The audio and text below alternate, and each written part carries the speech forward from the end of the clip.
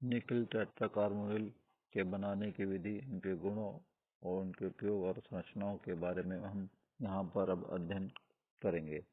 तो निकल टेट्राकार्बोनिल जो है, जिसमें कि 4 कार्बोनिल समूह निकल के साथ जुड़े हुए होते हैं और निकल की ऑक्सीकरण अवस्था जो है वह 0 होती है। और आवर्त सारणी में जो इसके नीचे हैं वह सी वर्ग में, जैसे पैलेडियम और प्लेटिनम, यह एक केंद्रीय कार्बोनिल यौगिक का निर्माण नहीं करते हैं। तो एक केंद्रीय से मतलब केवल एक ही मेटल आयन है जो कि कार्बोनिल समूहों के साथ जुड़ा हुआ है। इसको बनाने की निम्न विधियां हैं, इनमें जैसे सीधे संयोग से, तो निकल का महीन चूर्ण लेकर उसको 100 डिग्री के तापमान और सामान्य दाब पर कार्बन मोनोऑक्साइड से अभिक्रिया कराएंगे तो वह निकल टेट्राकार्बोनिल का निर्माण करता है। और यदि यह ताजा अपचयित निकल हो तो वो ऐसा निकल और आसानी से कम ताप के ऊपर निकल टेट्राकार्बोनिल का निर्माण करता है। निकल के लवणों से, जैसे निकल का साइनो लवण जो है NiCN का ट्वाइस, वह कार्बन मोनोऑक्साइड के साथ क्रिया करके निकल टेट्राकार्बोनिल और C2N2 का निर्माण करेगा। निकल का साइनाइड जो है वह कार्बन मोनोऑक्साइड के साथ अभिक्रिया होकर निकल टेट्राकार्बोनिल और सल्फर इसमें से निकल जाएगा। निकल का आयोडाइड जो है, निकल आयोडाइड 4 मॉलिक्यूल जो है वो कार्बन मोनोऑक्साइड के और कॉपर चूर्ण की उपस्थिति में अभिक्रिया कराएं तो निकल टेट्राकार्बोनिल और Cu2I2 यहाँ पर बनेगा। यदि निकल का लवण लें जिसमें K2NiCN4 जो है अमलगम के साथ अभिक्रिया करके K2NiCN3 लवण बनाता है, कॉम्प्लेक्स बनाता है और KCN इसमें से निकल जाता है। और ये कॉम्प्लेक्स जो बना है यह लाल रंग का विलयन होता है, जिसकी कार्बन मोनोऑक्साइड से अभिक्रिया कराएं तो एक कार्बन मोनोऑक्साइड जो है वह इसमें जुड़ जाता है। तो K2NiCN थ्राइस CO कॉम्प्लेक्स का यह निर्माण करता है। तो यह निर्माण यदि इसकी HCl के साथ, अम्ल के साथ अभिक्रिया कराए तो निकल टेट्राकार्बोनिल बनाता है और साथ ही K2NiCN का 4 कॉम्प्लेक्स जो है जटिल यौगिक का निर्माण करता है और KCl और H2 इसमें से मुक्त हो जाता है। तो इस तरीके से जो पोटेशियम लवण है निकल साइनाइड का, उससे यह निकल टेट्राकार्बोनिल का निर्माण किया जा सकता है। अब है इसके गुण। तो इसकी जो प्रॉपर्टीज हैं उनमें यह एक रंगहीन प्रकार का द्रव है जिसका क्वथनांक 43 डिग्री सेंटीग्रेड है और -25 डिग्री सेंटीग्रेड पर या इसके नीचे यह ठोस अवस्था में आ जाता है। तो बेंजीन में यह विलयशील होगा क्योंकि यह सहसंयोजक प्रकार के बंधों का निर्माण कर रहे हैं। यहाँ मेटल और निकल या निकल और कार्बन और के मध्य में जो बंध का निर्माण है उसे असंयोजक प्रकृति का होता है, इसलिए यह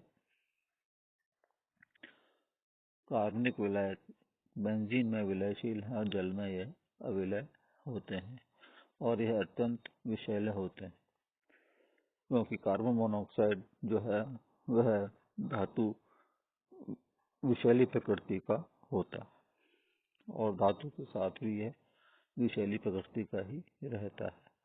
तापीय अपघटन यदि कराया जाए, यदि निकल टेट्राकार्बोनिल को गर्म किया जाए तो यह ताप से निकल और निकल धातु और कार्बन मोनोऑक्साइड अणु इसमें से निकल जाते हैं। यदि अम्लों से अभिक्रिया कराई जाए निकिल टेट्राकार्बोनिल, जैसे एस्टर्सफोर्ड से अभिक्रिया जाए तो निकिल का सल्फेट बन जाएगा और जल और H2 व कार्बन मोनोऑक्साइड इसमें से निकल जाएगा। यदि निकिल टेट्राकार्बोनिल की NO और H2O से अभिक्रिया कराए तो गहरे नीले रंग का निकिल नाइट्रोसो हाइड्रोक्सी कंपाउंड का निर्माण होता है, जो कि गहरे नीले रंग का होता है और इसके आधार पर इसका पहचान भी की जा सकती। निकिल टेट्राकार्बोनिल का यदि फास्फोरस ट्राइक्लोराइड से अभिक्रिया कराई जाए तो ये निकिल का टेट्रा कॉम्प्लेक्स जो है फास्फोरस ट्राइक्लोराइड का कॉम्प्लेक्स जो है वह प्राप्त हो जाता है। तो कार्बन मोनोऑक्साइड को यह कार्बोनिल समूह को यह प्रतिस्थापित कर देता है PCl3। इसी तरीके से यदि निकिल का एल्किल आइसोसाइनाइड से अभिक्रिया करा जाए निकिल टेट्राकार्बोनिल की तो यह कार्बोनिल समूह जो है आइसोसाइनाइड से प्रतिस्थापित हो जाता है और पीले रंग के क्रिस्टल निर्माण करता है और इसमें कार्बोनिल समूह जो है वह कार्बन मोनोऑक्साइड के रूप में निकल जाता है। यदि निकिल टेट्राकार्बोनिल की ऑर्थोफिनेंथ्रीन से अभिक्रिया कराई जाए तो यह ऑर्थोफिनेंथ्रोलिन जो है के साथ लाल रंग के क्रिस्टल का निर्माण करता है और इसमें से 2 कार्बोनिल समूह जो है कार्बन मोनोऑक्साइड के रूप में निकल जाते हैं और निकिल डाइकार्बोनिल ऑर्थोफिनेंथ्रोलिन का निर्माण जो है कॉम्प्लेक्स का निर्माण यहाँ पर निकिल करता है। तो हैलोजन और हैलोजन अम्लों से अभिक्रिया हैलोजन में से क्लोरीन से अभिक्रिया कराई जाए निकिल टेट्राकार्बोनिल की तो निकिल का क्लोराइड बनता है, निकिल क्लोराइड, और 4 इसमें से अणु कार्बोनिल के कार्बन मोनोऑक्साइड के रूप में निकल जाते हैं। इसी तरीके से यदि HI से हाइड्रोजन आयोडाइड से अभिक्रिया कराई जाए तो निकिल का आयोडाइड बनता है NiI2 और कार्बन मोनोऑक्साइड और H2 इसमें से निकल जाते हैं। यदि NO2 के साथ इसकी अभिक्रिया कराई जाए निकिल टेट्राकार्बोनिल की तो NiNO2 का होल ट्वाइस ये बना लेते हैं और ये बाइडेंटेट लिगेंड होता है और इसमें से 4 कार्बो मोनोऑक्साइड के अणु इसमें से निकल जाते हैं। इनका उपयोग तो निकिल टेट्राकार्बोनिल जो है वह निकिल के धातु कर्म मेटलर्जी में इसको पृथक करने के लिए मांड विधि द्वारा निकिल प्राप्त करने के लिए किया जाता है। गैस प्लेटिंग में निकिल टेट्राकार्बोनिल का उपयोग है और रासायनिक अभिक्रियाओं में उत्प्रेरक के रूप में निकिल टेट्राकार्बोनिल का उपयोग किया जाता है। निकिल टेट्राकार्बोनिल है उसकी जो संरचना है वह चतुष्फलकीय होती है। तो sp3 संकरण होने के कारण यहाँ पर यह चतुष्फलकीय संरचना होती है, यानी निकिल से जो 4 कार्बोनिल समूह जुड़े हुए हैं वह चतुष्फलकीय ज्यामिति में अभिविन्यास के ये आपस में जुड़े हुए हैं और इसको हम इस तरीके से समझ सकते हैं कि निकिल जो है उसका इलेक्ट्रॉनिक विन्यास वह 28 इलेक्ट्रॉन इसमें होते हैं और ऑक्सीजन अवस्था शून्य है, इसलिए इसका इलेक्ट्रॉनिक विन्यास जो है 1s2 2s2 2p6 3s2 3p6 और 4s2 और 3d8 होता है, जिसको कि हमने नीचे समझाया है। तो यहाँ पर जो 3D में 8 इलेक्ट्रॉन है जो कि जिसमें 3 युग्मित हैं और 2 अयुग्मित हैं। 4s2 में एक इलेक्ट्रॉन युग्म है जो कि युग्मित अवस्था में 4p खाली है। तो यहाँ पर जो 4s के जो इलेक्ट्रॉन है वह 3D में आ जाते हैं और यह सभी इलेक्ट्रॉन उत्तेजित अवस्था में युग्मित रूप में होते हैं, और 4s और 4p खाली हो जाता है, और यह 4s और 4p के कक्षक संकरित होकर sp3 संकरण के द्वारा चतुष्फलकीय रूप में अभिविन्यासित हो जाते हैं, और 4 कार्बन मोनोऑक्साइड के जो कि इलेक्ट्रॉन दाता के रूप में काम करते हैं, अपने एकांकी इलेक्ट्रॉन में निकिल धातु को दे देते हैं और उपसहसंयुक्त प्रकार के बंध का निर्माण करते हैं। और 4 एकल बंध द्वारा या सिग्मा बंध द्वारा कार्बोनिल समूह यहाँ पर जुड़े हुए प्रदर्शित किया सकते हैं। इसमें निकिल और कार्बन के बीच में एकल बंध का निर्माण हो रहा है, लेकिन कुछ अभिक्रियाएं हैं जिनके आधार पर यह प्रदर्शित होता है कि इसमें जो बंधन है निकिल और कार्बन का वो एकल बंधन ना होकर और मजबूत बंध है, ये द्विबंध के रूप में है।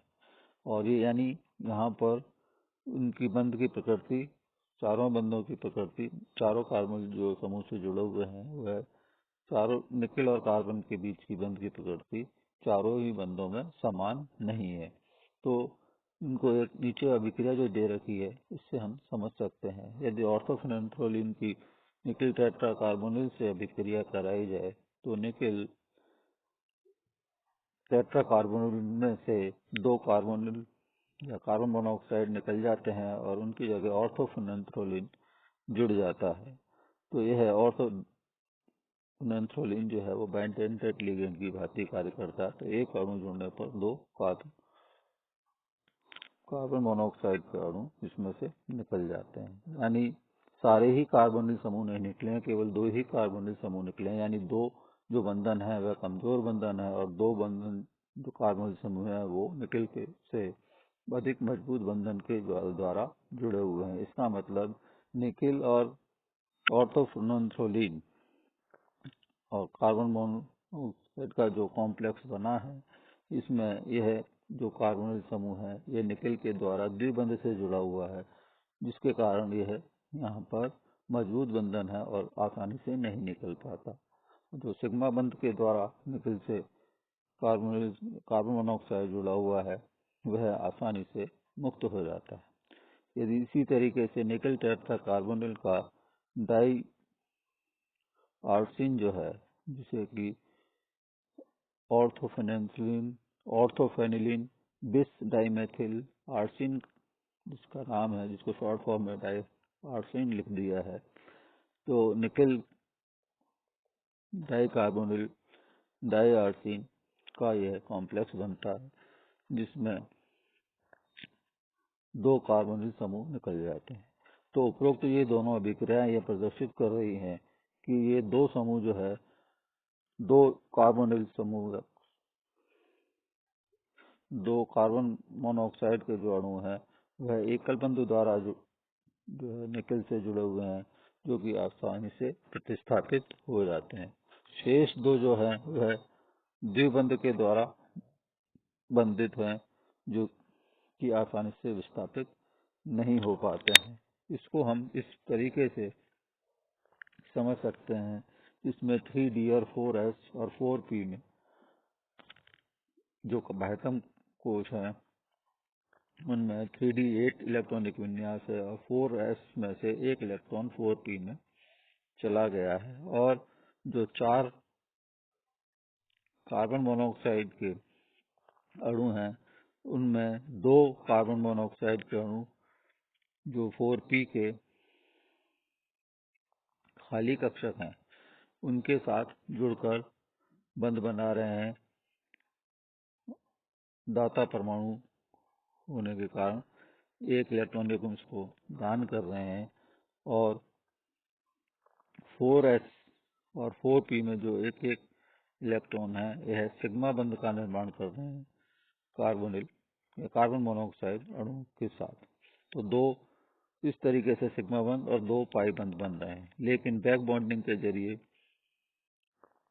जो 3D के 2 जो अयुग्मित इलेक्ट्रॉन हैं वह अयुग्मित इलेक्ट्रॉन 4s और 4p के जो इलेक्ट्रॉन है जिन्होंने कि सिग्मा बंध बनाया है उनके साथ पाई बंध का निर्माण कर रहे हैं। तो इसलिए यहाँ पर दो उपसंयोजक प्रकार के बंध और दो द्विबंध यहाँ पर बन रहा है। जो उपसंयोजक प्रकार का बंध है वह सिग्मा प्रकार का बंध है, और जो जिसमें सिग्मा और पाई बंध का निर्माण हो रहा है वह द्विबंधन प्रकार का बंध है, डबल बॉन्ड प्रकार का बंधन है। इसलिए यह आसानी से विस्थापित नहीं हो पाते द्विबंध वाले, जो कि मेटल से निकल से जुड़े हुए हैं, और जो एकल बंध द्वारा जुड़े हुए हैं के से जुड़े हुए कार्बोनिल समूह है निकल से जो जुड़े हुए हैं वह आसानी से प्रतिस्थापित हो जाते हैं।